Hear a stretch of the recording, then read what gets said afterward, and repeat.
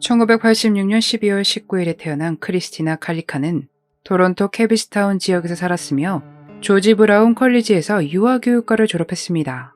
얌전하고 가족들과 사이가 좋은 크리스티나는 사람들을 이끄는 매력이 있으며 리더십이 있는 그런 사람이었죠. 대화를 하기만 했는데도 같이 웃게 되는 그런 친구였다고 합니다.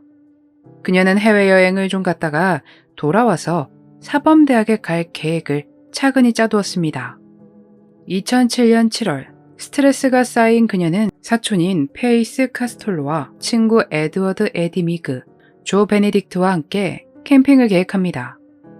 이것이 두 번째 여행으로 시민의 날을 맞아 긴 휴식을 취할 수 있었기에 여유가 있었죠.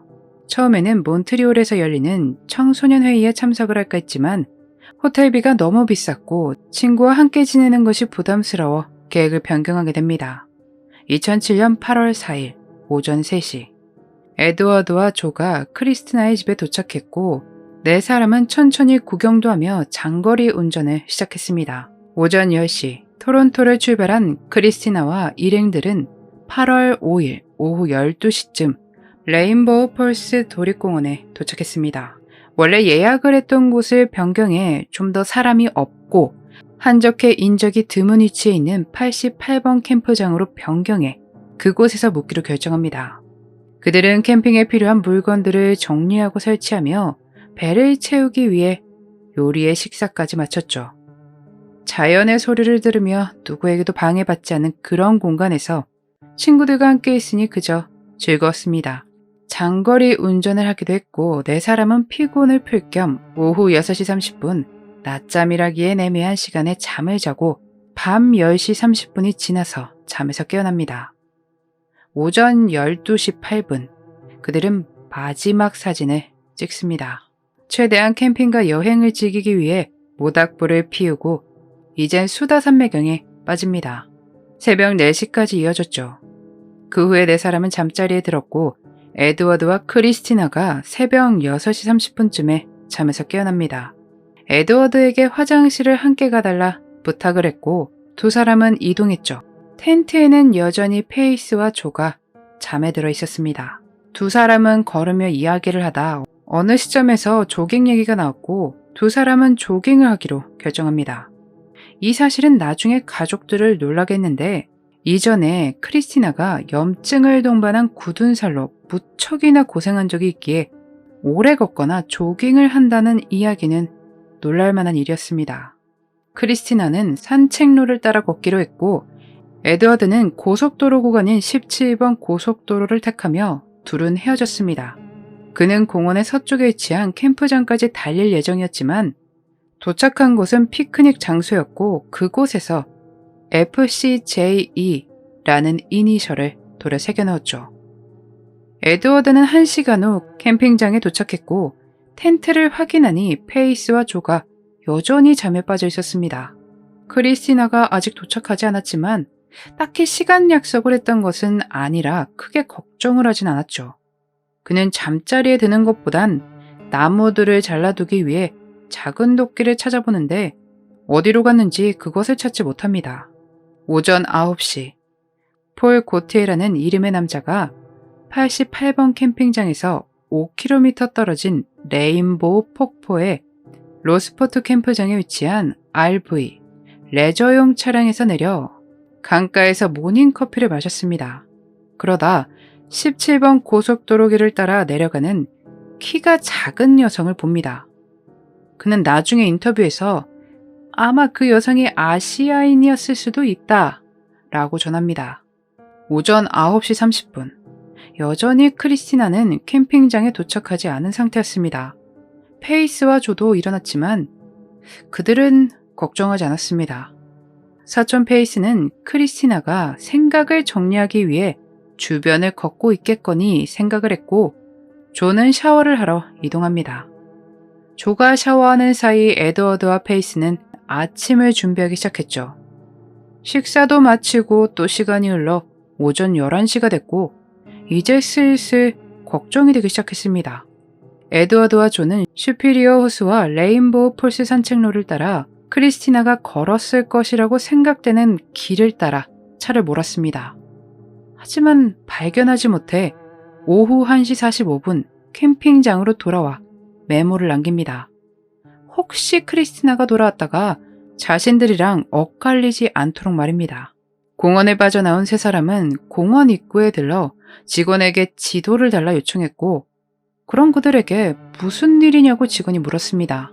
그제서야 세 사람은 크리스티나의 실종에 대해 알립니다. 직원들은 온타리오주 경찰에게 신고를 했고 OPP 지역 비상대응팀에게도 이 사실이 전달됩니다. 공원 직원들이 다시 해변가와 산책로를 따라 수색을 시작했습니다.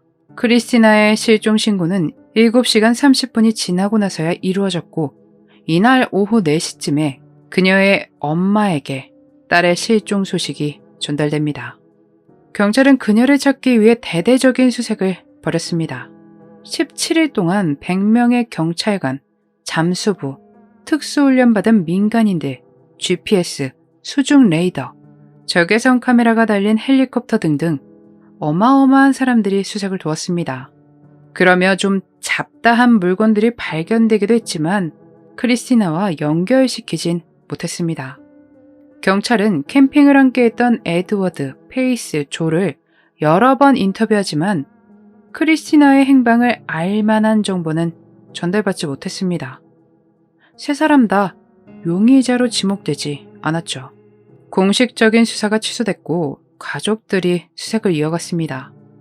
후에 호수에서 양말 한 켤레를 발견하지만 물속에 오래 있어 크기가 불어난 것인지 사이즈가 그녀의 것이라고 보기 어렵다고 결론 내립니다.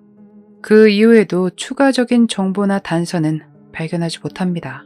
온타리오주 경찰은 크리스티나의 실종에 대한 조사를 미결로 유지했고 그녀의 정보를 알려주는 것에 대한 보상금으로 $50,000를 걸어두고 있습니다.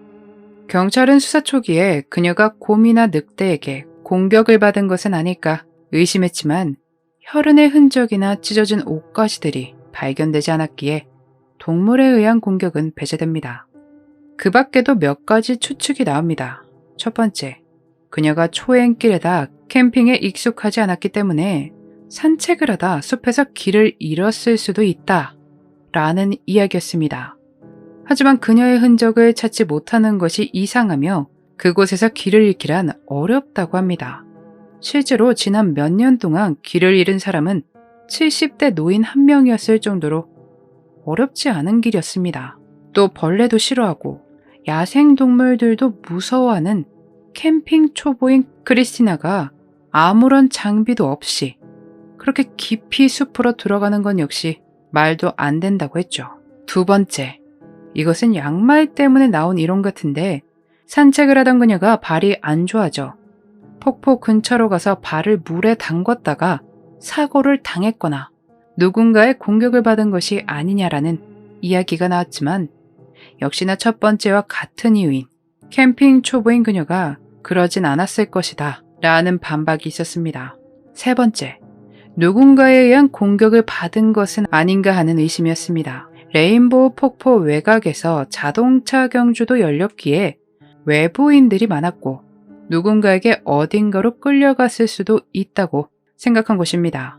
캐나다 원주민들을 노리고 일어나는 범죄들이 있기 때문에 크리스티나의 생김새를 오해해 납치를 한 것이 아니냐라는 말도 있었지만 경찰은 그녀의 실종에 누군가의 개입이 있다고 생각하지 않고 있기에 이것 또한 추측으로 남게 됩니다.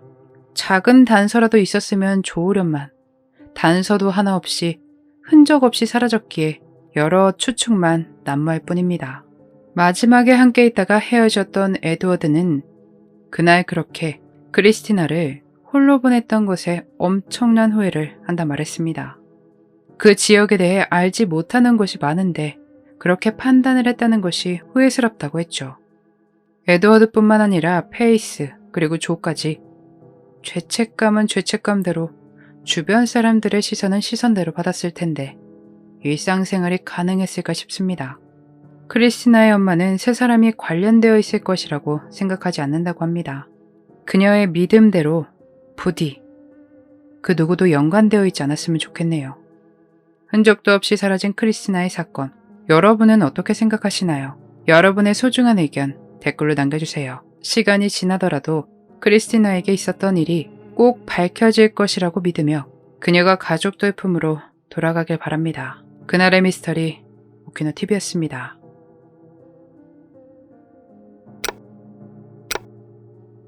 마지막까지 시청해주셔서 감사합니다. 좋아요와 구독은 저에게 큰 힘을 줍니다.